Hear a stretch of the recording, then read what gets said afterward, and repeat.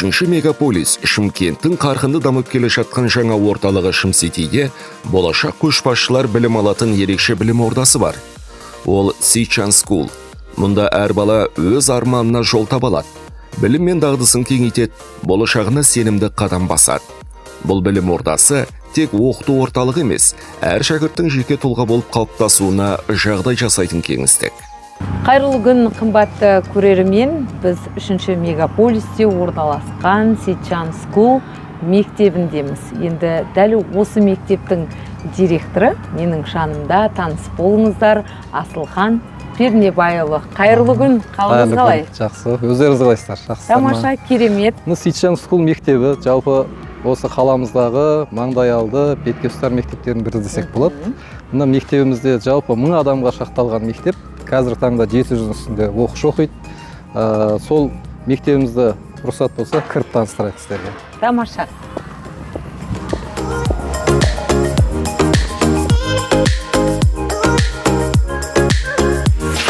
Жалпы мектебіміздің өзінің арнайы миссиясы бар. Бұл миссиясы мына жерге де арнайы балдарда, ата-аналарда, келген қонақтарда көрсін деп арнайы жазып қойған. Біздің жалпы мектебіміздің миссиясы бәсекеге қабілетті және үйлесімді дамыған тұлғаны қалыптастыруға жағдай жасау арқылы еліміздің адами капиталының дамуына үлес қосу. Біздің негізгі миссиямыз осы. Соған қарай жұмыс жасаймыз. Негізгі құндылықтар дейміз ғой. Қазіргі таңда білесіздер, мемлекет тарапынан да адал азамат деген жаңағы арнайы біртұтас тәрбие бағдарламасы жасалған. Сол бойынша жұмыс жасаймыз. Және де өзіміздің мектебіміздің негізгі 6 құндылығы бар. Біздің оқушыларымыздан сол құндылықты көргіміз келеді, соған қарай жұмыс жасаймыз. Бұл 6 құндылықты да мына жерге жазып қойғанбыз. Мінекей. Мектебіміз жалпы 3 ғимараттан тұрады. Мынау А ғимараты, келесі Б ғимараты бар, сосын С ғимараты бар. Осы С ғимаратының өзін осы жылы қосымша құрылыс ретінде бізге салып берген болатын. Сичан School білім беру жүйесінде жаңашылдыққа сүйеніп, шәкірттердің интеллектуалды, шығармашылық және физикалық дамуына мүмкіндік жасайды. Мектептің басты мақсаты әр оқушыны өмірге дайын, өз қабілетіне сенімді, шығармашылық ойлы тұлға ретінде тәрбиелеу. Оқу ордасы білім инновация лицейінің тәжірибесіне сүйеніп құрылып, білім беру саласындағы басқарушылық кеңес беру туралы келісімшарт жасалған. Бұл мектепке халықаралық деңгейде білім беру, заманауи басқару әдістерін енгізуге жол ашты. Саламатсыздар ма? Саламатсыздар балдар. Отырыңдар. Мынау екінші С сыныбы бізде. Жалпы бастауыш сынып. Бізде жалпы мектебімізде жаңағы бастауыш сыныптар, негізгі орта білім және жалпы орта білім мемлекеттік стандарттар орындалады. Сонымен қатар артықшылық ретінде айтатын болсақ, мына бастауыш сыныптарда бізде Сингапур математикасы деген сабақ қосылған, және интеллектум деген сабақ қосылған, және ағылшын тілін тереңдетіп оқытуға байланысты 3-ші класстан бастап деңгейлеп оқыту қосылған болатын. Енді қазір мына көріп отырғаныңыздай, мынау сол Сингапур математикасының құралдары. Бұның бір ерекшелігі мынандайды. Балдардың мынау білімді алған кезде қабылдау каналы деп айтады. Жалпы 3 канал бар да, қабылдау каналы. Оның біреуі визуал дейді. Жалпы балдардың 60% визуал болып келеді. Сондықтан да біз мектебімізде арнайы мынау актив панельдер барлық сыныпта бар, барлығы интернетке жалғанған. АКТ құзыреттіліктері мұғалімдердің барлығы оны қолдана алады. Сондықтан да балдарға көрсете отырып жасау үшін арнайы осы жабдықпен жабдықталған. Сонымен қатар аудиал, бұл 20% жобамен 20% бала аудиал болып келеді. Олар жаңағы мұғалімнің айтқанын қабылдау. Мұғалімдер соған байланысты, енді бұл түсінікті де. Ал енді үшіншісі бұл кинестетик дейді. Кинестетик мынау Сингапур математикасында осындай бір жақсы нәрсе. Кинестетик бұл ұстау арқылы үйренетін нәрсе ғой. Сондықтан да мынау текшелер арқылы балдар мынаны ұстап отырып, мысалы үшін айтайық, бірінші класс деп айтайық, мынау 4-тен 1 дал, 5-тен 1 дал десем, 1-ді алды. Сөйтіп мынаны санайды, 4 деген сияқты. 1-ді қос десе, қосады деген сияқты. Осылай қолмен істегеннен кейін ол бала ұмытпайды. Сонда 20% бала кинестетик болып келгендіктен біз сол барлық қабылдау каналын қамтуға тырысып, жалпы бұл керемет нәрсе деп ойлаймыз. Мектепте 700-ден астам оқушы білім алады. Сабақтар 4 тілде өтеді. Қазақ, орыс, ағылшын және түрік. Бұл жүйе оқушыларға әлеммен еркін тілдесуге, ақпаратты әртүрлі көздерден меңгеруге, жаһандық деңгейде білім алуға мүмкіндік береді. Жалпы мектебіміз биология, химия, физика, информатика барлық лабораториялар кабинеттермен жабдықталған. Мынау қазір келіп отырғанымыз біздің биология лабораториясы. Жалпы біздің жоғары сыныптарда, мысалы 7-ші класстан бастап уже BIL системасымен жұмыс жасайды, яғни білім инновация лицейлерінің жүйесінде жұмыс жасайды. Соның негізінде мынау оның жүйесіндегі қандай ерекшеліктер бар деп айтсақ, мынау оқушыларымыз 7-ші класстан бастап уже жаңағы негізгі жаратылыстану бағытындағы пәндер физика, химия, биология, информатика, математика бұлардың бәрі ағылшын тілінде жүргізіледі. Сонымен қатар біз бұл оқушыларға арнайы мынау олимпиадаға дайындыққа аса көңіл бөлеміз. Біздің стратегиялық басымдығымыз деп айтсақ болады. Өйткені сол арқылы балдарымыз жан-жақты дамуына, еңбекқорлыққа, жалпы өзіне деген сенімділікке, білімін одан сайын терең меңгеруге, сондай дағдыларын қалыптастыратын жақсы бір жүйе деп айтсақ болады. Сондықтан олимпиадаға уже 7-ші класстан бастап дайындаймыз. Соның негізінде жалпы бұл жаңағы жүйелі, тұрақты дайындалғандықтан оқушыларымыз қазіргі таңда үлкен жетістіктерге жетіп жүр.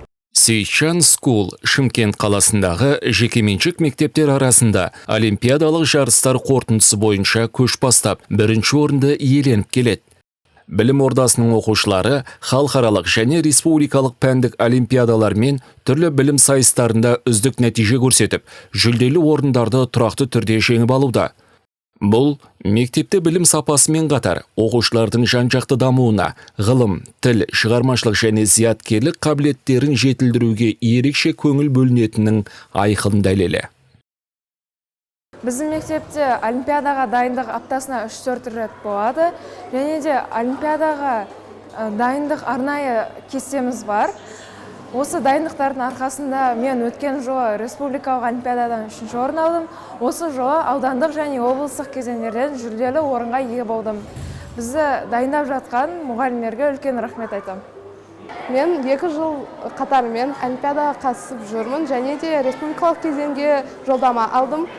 Мен алдыңғы оқу жылына республикалық олимпиададан 2-ші орын алдым. Және де осы жылы мен республикалық олимпиаданың кезеңіне жолдама алып тұрмын.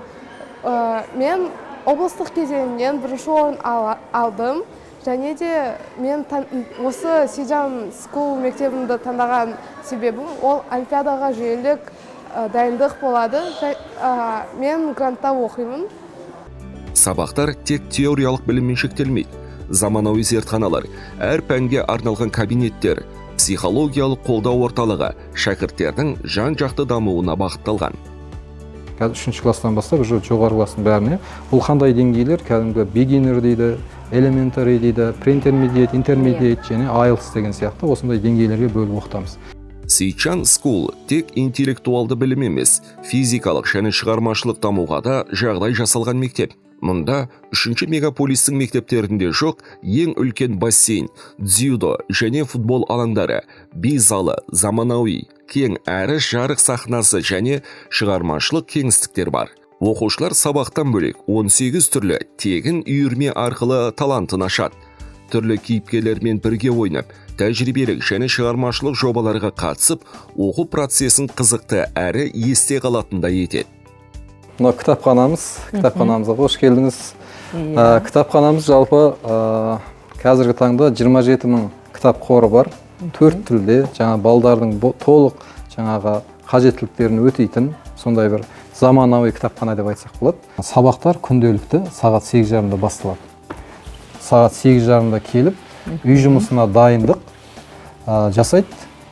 Және де егер үй жұмысын кешегі күні бітіріп қойған болса, осындай кітап оқиды. Жаңа кітап оқу уақыты бар бізде арнайы. Бізде мына 18 түрлі үйірме жұмыс жасайды. Сол 18 түрлі үйірменің біздің балдарымыз екеуін таңдауға жаңағыдай құқы бар. Сол екеуін таңдап, сол түстен кейінгі сабақтары біткеннен кейін үй жұмысын жасап болғаннан кейін сол үйірмелерге қатысады. 10-11 класстардан бастап біз жаңағы мемлекеттік жалпыға міндетті стандарттан бөлек арнайы енді бізде толық күн ғой. Толық күн болғандықтан бұған толық мүмкіндігіміз бар. Арнайы ұбт-ға дайындық жүргіземіз. және де шетелдік SIT дейді, шетелдік университеттердің ОБТС деп айтсақ болады. Сол SIT-ға дайындық жүргіземіз және ағылшын тілінен IELTS-ға дайындық жүргіземіз.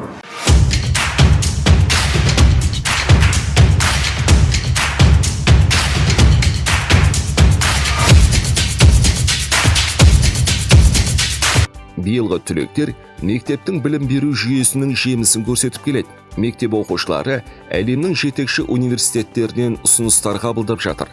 Бұл шәкірттерді жан-жақты дайындаған, білім сапасын жоғары деңгейде ұстап отырған білім ордасының айқын көрсеткіші. Балдарымыз уже жаңағы шетелдік университеттерден толық грант алып отқан балдарымыз бар. Мысалға, Аянат деген қызымыз жақында мынау Американың Брин Мавр деген университетінің осы медицина саласына толық грант алып, ол дегеніміз 165 миллион теңге сондай грант ұтып алып, қазір сол жаққа кетіп, керемет жаңалық, сол жаққа кетіп жатыр. Сонымен қатар тағы бір 6 оқушымыз әр шетелдік топ университеттерге 20 шақтысына андай тапсырып, қазір жаңағы шақыруын күтіп отыр. Бұлардың барлығы, мысалға, Саудияна деген бір оқушымыз, ойлаңыз, SIT деген 1600 балдан тұратын болса, соның 1540 бал жинады. Ал IELTS емтиханынан 8 бал жинады. Бұл дегеніміз өте керемет көрсеткіш. Сол сияқты мына оқушыларымыз қазір шетелге тапсырып қойып, құжаттарын жіберіп қойып, қазір жаңағы жауабын күтіп отыр. Ал кейбіріне келіп уже қуанып жатыр.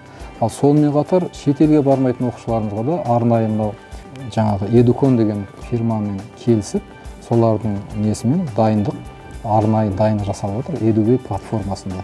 Бұл оқушыларымызды ұбт-ға дайындық жасалып жатыр. Кеңіз. Мынау бізде психологтардың кабинеті. Біздің мектепте психологтарға, психологтың жұмысына ерекше мән береміз. Соған байланысты біз мынау халықаралық Вайсфул деген педагога-психологиялық орталықпен жұмыс жасаймыз. Солардың сүйемелдеуімен жұмыс жасаймыз. Қазір таңда бізде 2 психолог жұмыс жасайды, жоғары сыныптарда және бастауыш сыныптарда.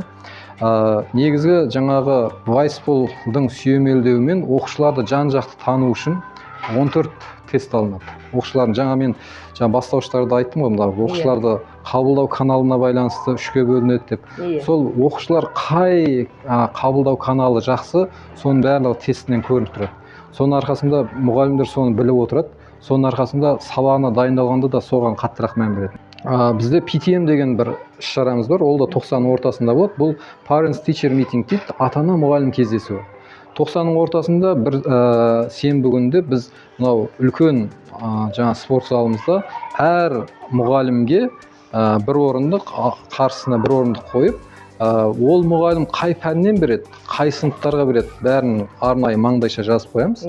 Мұғалім отырады, ата-ана келіп, өзінің баласы туралы толық мағлұмат алады сол мұғаліммен. Сол мұғалім баласы туралы мағлұмат береді, оны ары қарата дамыту үшін қандай кеңестер береді.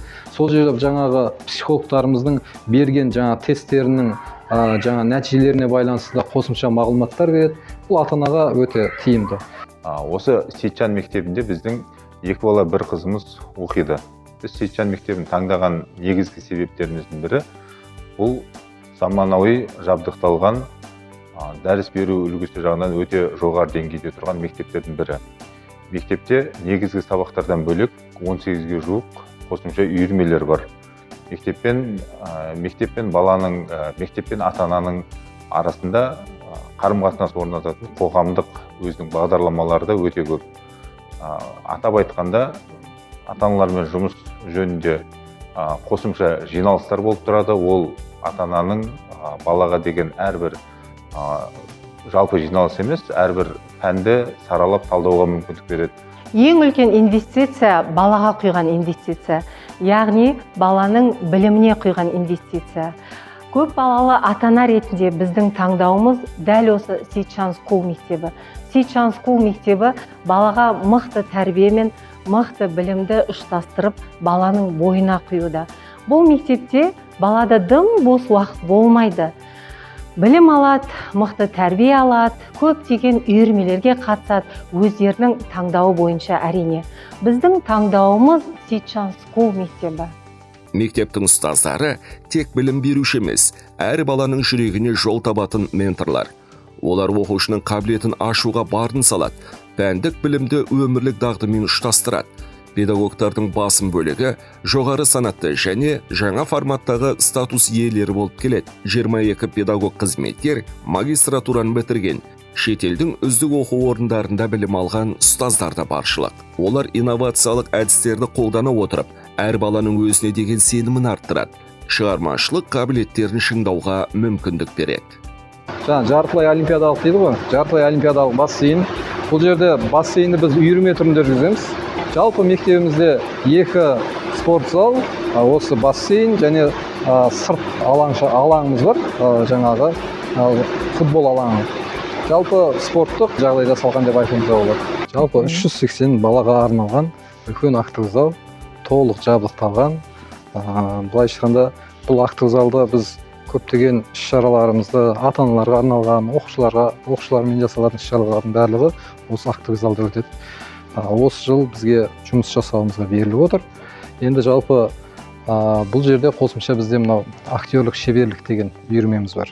Мынау үйірмелердің де жалпы бізде жылдың соңында үйірмелердің есеп беру концерті болады. Сол жерде барлық үйірмелер өзінің есебін береді. Үйірмелеріміздің біз жаңа балдарымызды жаңағы жігерлендіру, мотивациясын арттыру мақсатында үйірмелердің әртүрлі жарыстарға қатысқанын қалаймыз. Соның нәтижесінде оқушыларымыз көп жарыстарға қатысады. Мысалға арт үйірмесін алатын болсақ, арт үйірмесі мысалға өткен жылы мынау Шымкентте 1-ші орын алды. Дубайға жолдама алды. Дубайда бас жүлде алды. Анталияға жолдама алды. Анталияда бас жүлде алып сөйтіп келді. Мына қазір мынау коридорда сол оқушыларымыздың суреттерін, жаңағы шығармаларын, соларды қойғанбыз. Қазір көрсеңіздер де болады. Сичан School болашақ көшбасшыларға жол ашатын, талант пен шығармашылықты шыңдайтын ерекше мектеп.